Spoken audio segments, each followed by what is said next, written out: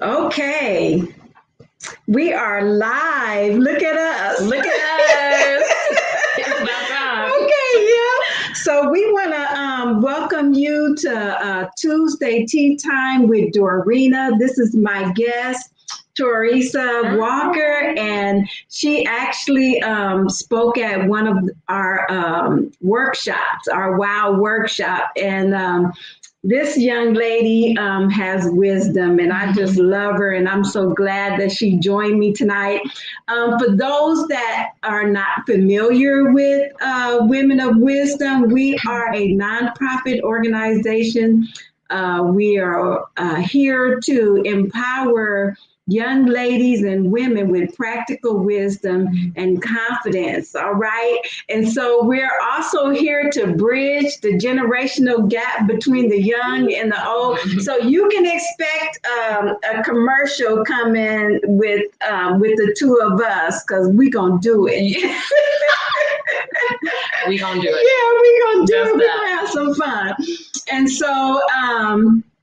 so I want to thank you for joining us tonight. As I always do, I want to share with you the tea that I'm drinking tonight, which I was influenced by Torisa. What can I say? Yes.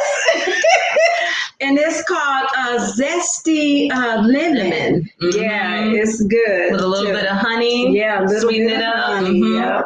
No creamer. Wow, you have to add that in, huh? Let them know. Because I always have creamer with my tea, but not with the lemon. Mm-hmm. It's fine just by itself. Yes. So I hope that you all have your cup, or water, beverage, whatever you're going to have, and you sit back and enjoy your time with us and fill your cup up with wisdom tonight, all right? Yes. So our topic tonight is keeping... Yeah, this is going to be one of those. We just started. Okay. Here we go. Let's Keep try. making a bow wave, okay? And a bow wave is something that a ship makes or a boat makes as they travel through the waters, okay? So it's kind of like the waves, off the boat. Right. You see the waves It's off usually the off sea, the back of the boat. but it's, And so, pushing through. Mm-hmm. And so we're going to encourage you tonight to make your bow wave in life and keep pushing through whatever you're going through, because great is the reward of those that endure. All right? Yes. All right. So here we go. Here we go.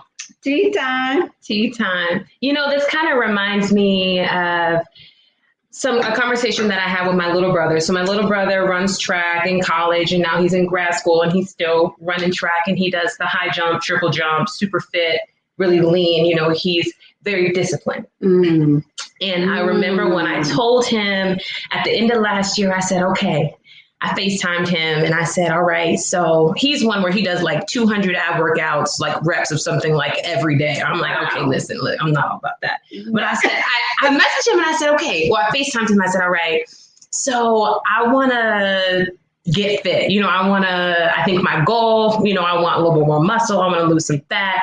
And he was like, okay. And so I was expecting him to come to me and say, so, here's what exercises you need to be doing, or here's what you need to be doing, here's what you need to be eating. But the first thing he said to me was, what's your motivation? Okay. And I said, well, and I told him what my motivation was, and he said, okay, I just need to make sure that you have a strong motivation, because if your motivation is not strong, you're going to quit. That's true. And so when you talk about making bow waves and you're talking about pushing through and keeping going, it's like at the top of the year, people are like, oh, I'm going to the gym, I'm going to eat healthy, I'm making all these resolutions, but they don't have any motivation behind it. And they're going and they start making waves, they're trucking along for a little while and then they quit. because there's no motivation. There's nothing behind them to help keep pushing them forward. Wow. And so good. I think for us as two women of God, you think, okay, what's behind us? Well, what's in us that's keeping us moving forward? We know that's the word of God. That's the presence of God. But in a more natural sense, what in natural goals, what do we have that's going to keep us going? In our lives. Right.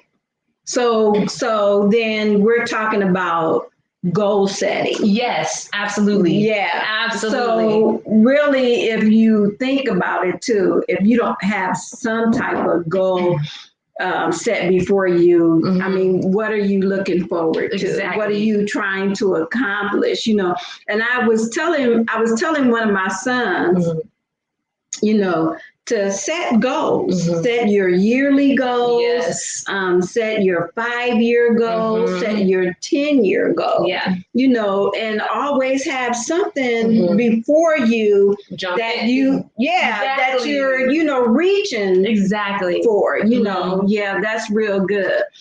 What else came to my mind when you was talking about that? You said chug along. And, you know, sometimes the tugboat, you know, pulls the bigger boat. That's true. I never even thought about that. And you know what? If the tugboat is not in front of the ship, then the tugboat would get harmed. Trying to travel alongside the ship. Wow. Yeah. So if you're going to make a bow wave, it doesn't matter whether you're a small ship or a large ship, you need to be out in front. Exactly. And so what is that saying? You do not need to mimic somebody else's goals or somebody else's dreams, because you have a dream all to yourself that cannot be compared to somebody else's. Is all yours, and you just need to discover that thing and then just do it. Because I think a lot of us, we do have desires in our hearts of things that are just kind of bubbling up. You know, you have that sense of like, wow, okay, whether it's something you know where you're like, okay, no, I know exactly what this desire is, or if it's something where you're like, wow, okay, something's stirring, what is this? I encourage you, sit down with a notepad, a pen, some paper, and just start writing, or just get alone and just get that out and start making goals. Every year at the top of the year, my parents go away for like a week. And they goal set as a couple. Oh, nice. And so they sent we're in like a family group chat, and they sent in the group chat, they said, hey, here's what your mom and I are doing this year. We encourage you to write these out too. So it was financial goals. It was relationship goals. And if you're in a romantic relationship, you need to set goals for your friendships. You need to set your spiritual goals. You need to set personal health goals. That's true. So it's breaking down every area of your life. And I was like, okay, you know, I sat down and I did it. And I found that it actually gave me more purpose in everything that I was doing. Like when I talk to my friends, I'm like, wow, what's the goal that I set with you? Not an expectation I have on you, but a goal that I set for me to you, to love you more, to invest in you more, to be present in our conversations. So now I feel like when I have that before my eyes and I see that friend and I'm like, oh, these are the goals that I set in my heart with my friend, it keeps my end of the deal of keeping our relationship moving forward, keeping my finances moving forward. So when I'm out leaving work and I'm like, ooh, I want a Hertz donut, I'm trying to get that Krispy Kreme, I think of my financial and my health goal. And I'm like, ooh, probably not, you know? But it helps me just have like this sense of purpose in my everyday, day to day. Because I feel like we have these big goals and we're like, okay, I'm trying to reach this big goal, but each big goal is set by little goals. That's true. You know, that's true. And so if we miss the little goals, getting to the big goal, you know, I feel like we may quit because there's no milestones to get to that big thing. Right. And then we need to remember to celebrate those short goals, and, always, so you can stay inspired, celebrate those, little, like birthday month. Yeah, right. Celebrate. It's my birthday month. I'm celebrating this little milestone in my life. I turned 1 year old. Right. Celebrate. But yes, I hear what you're saying. Because we were talking about how, celebrating your birthday, it's both of us, event. We like to celebrate the whole month. Yes. The earth was blessed with our gracious presence. We deserve a celebration for 1 whole month. Mm-hmm. Yeah. And you know what? You should feel that way about yourself. Don't shortchange yourself because you have so much value. Yes.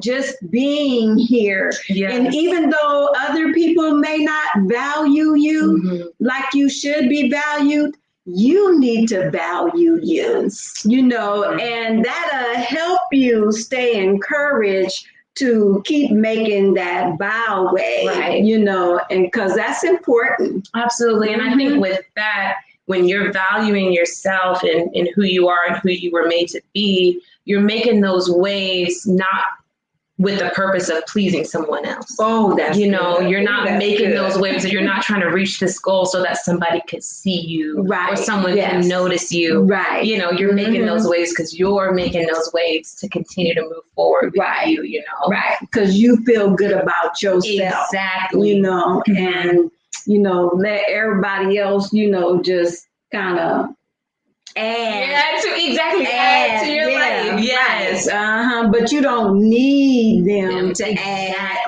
And so that's exactly what it is. It's an attitude. That's funny that you said that. And I love that you said that because one of my best friends, her name is Alicia, and she tells me all the time, she says, God put you in my life. Mm-hmm. I don't need you. Because if you weren't here, God would always provide what I need. Right. But I want you. Yeah.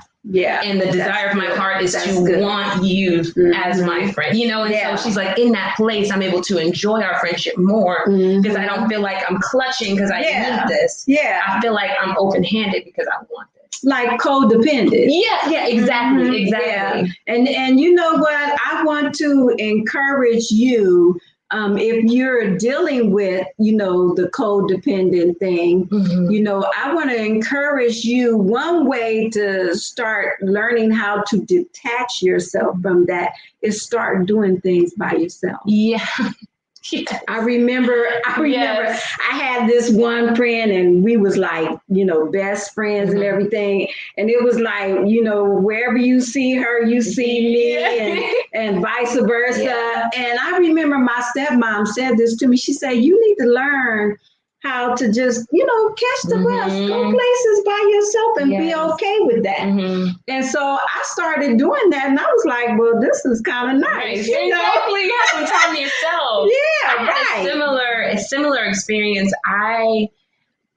The way that I kind of detached myself was I stopped my first instinct, if I was going through something, was, oh my God, I need to tell so-and-so. And the Lord was like, why don't you just tell me? Right. And that caused me to detach from that person and start to deal with, they don't always need to know. Now, I do trust them to know, but they don't always need to know. It's like, okay, let me take this, to the Lord or, whatever. So I'm not always clutching on them like I need them, And, because we are speaking to those that may not know him and so, that start trying to, I encourage you to get to know him, but just, spend time by yourself. And don't feel like you just always got to have somebody there with you. I did the same thing because, I was doing the same thing. I was like calling, and let me call, he did me like that too. It's like, oh, okay. So now, I mean, I spend so much time with him. I don't feel like I need anybody else. I don't even feel like I need my husband like that. Because it's, me and him, and then I let him show me how much of me to distribute to everyone else. Wow, that's really good. Yes, because he knows. Exactly. I don't know. I mean, I'm a giver. I love to give. Yes. And I tend to give too much. And so that usually runs in other areas of your life. Yes. And so I had to have him tell me, wait a minute, you're giving too much. Yeah. You would think there's no such thing, but there is. Yes, there is. Because you can hurt people. Wow. By giving too much. Wow. Yeah. You could be, what do they call it? Like petting an insecurity of somebody's, or what do they call that? What's the word? Enabling. Yeah. Enabling. Okay. Sorry, I couldn't. Someone I could. We got it. Thank you, Lord. You could be enabling someone by giving too much. That's right. Yes, absolutely. Yep. Wow. Yep. And so you're not helping them to discover how to even make a byway. Yeah. Because you got to know the direction that you're going in. You just can't be flopping all over the place. You got to have a direction that you're going in. That reminds me of, I know we're talking about the Lord a lot, but I think anybody can relate to this. When I started to get in my upper teens, college age, I think everybody, you're kind of in your parents' bowway. You're kind of riding behind them. And there comes a point in your life where you kind of start to shift out on your own. You're kind of facing some waves and some winds. And you watch them endure this, and you start to learn how to forge your own way. Wow. That's good.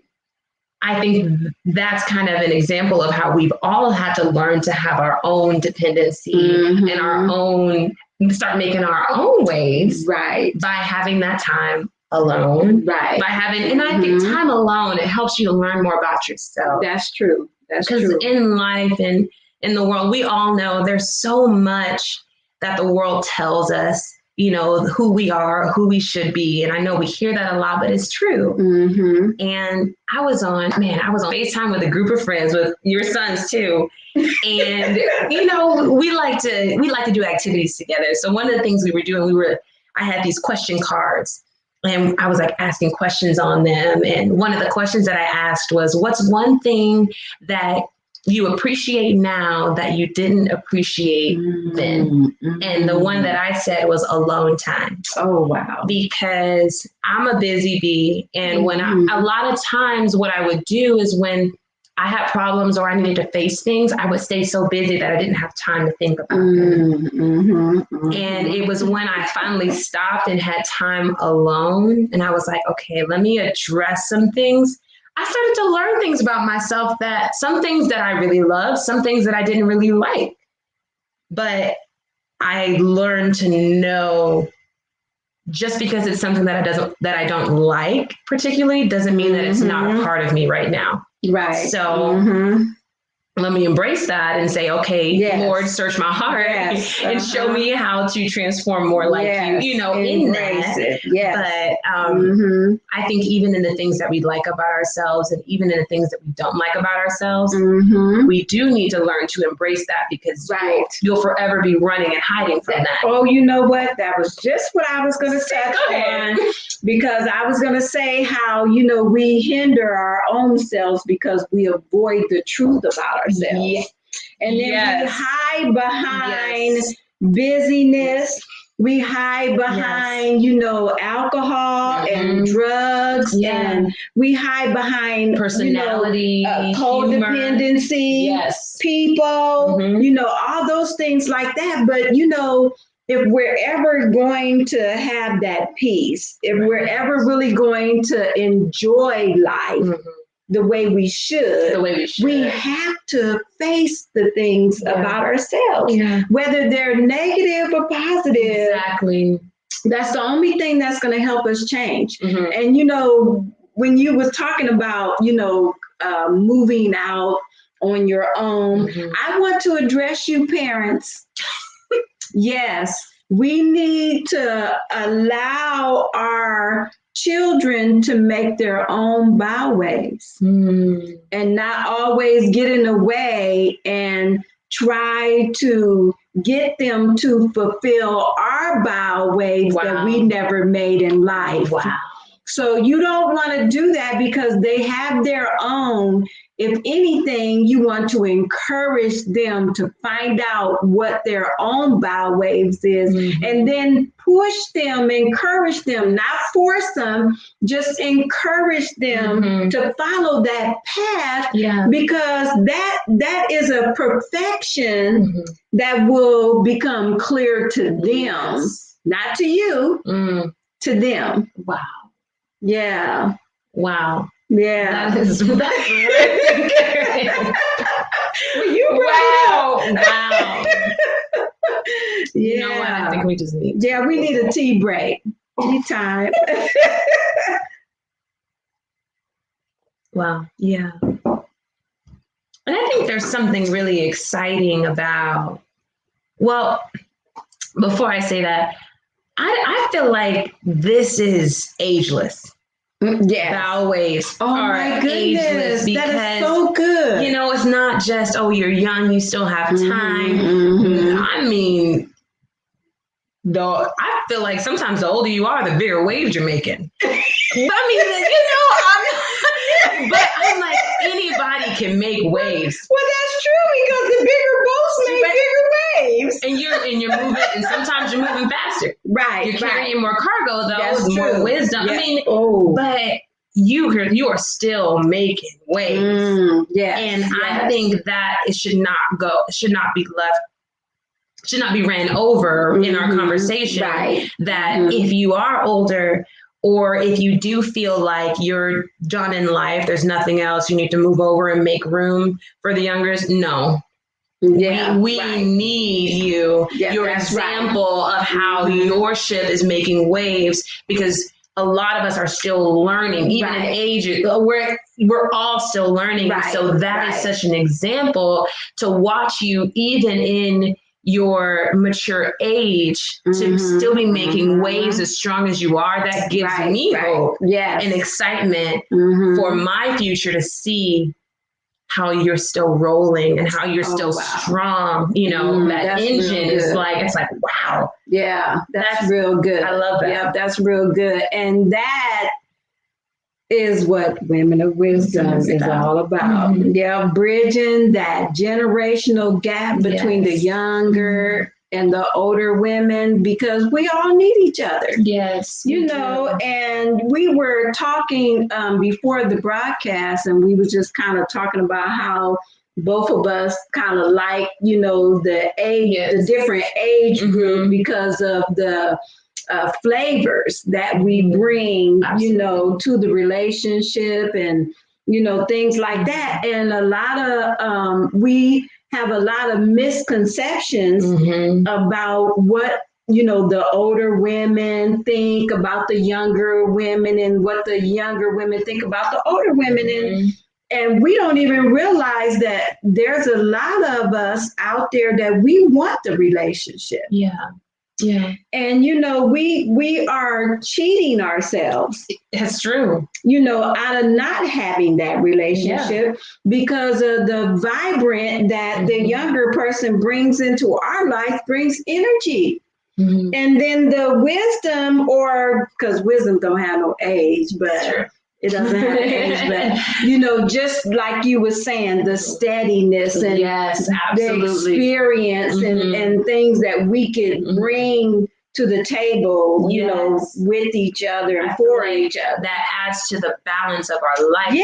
People use the word like the quality of life. You know, good quality of life is not just a bunch of one thing. You know, having you in my life adds to the quality. it ups the quality of my life. That's true. When I'm in fellowship with youth, like if I'm in fellowship with some of, like, I'm a youth leader at my church, some of our teenagers, that adds to the quality of my life, being with them. And even with my kindergartners and my first graders, second graders, they add to the quality of my life when it's not just about me. Right. That's true. That's true. You miss out. True. Yeah. You just miss out. Yeah. And it's fun. Yeah. You miss out on the fun. And, there was one thing that, the Lord has said to me years ago that is really lacking in today's society. Laughter. Wow. Laughter. We don't laugh enough. No. I was talking to my mom about this today. Oh, wow. Okay. Yes, and we literally were talking about how science has said that we were talking about gratitude and laughter, and how they said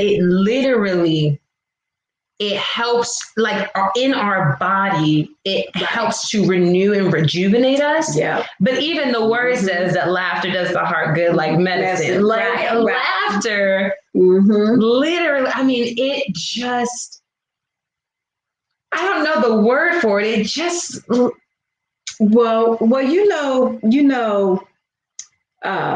in our brain is we have what they call endorphins. Yeah. Yes. And when we laugh, we release those endorphins into our brain and our body. And those are the center of the brain where we experience joy, and yes. And so you're firing up, neurons and cells and, and releasing healing into the body. That's why some people are so sick and they look so sad, and we just need to laugh more. Yeah. You gonna tell us a joke? I am not the one. You know what?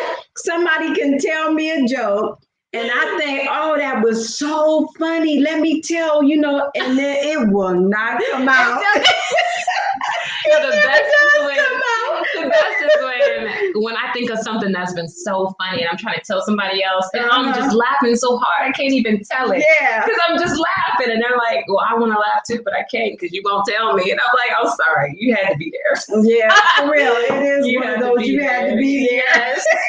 Oh man. Yeah. So another great time. I gotta take one. This is some really good tea. I agree. My friend Marilyn bought this for me for Christmas. So thank you, Marilyn. It is good.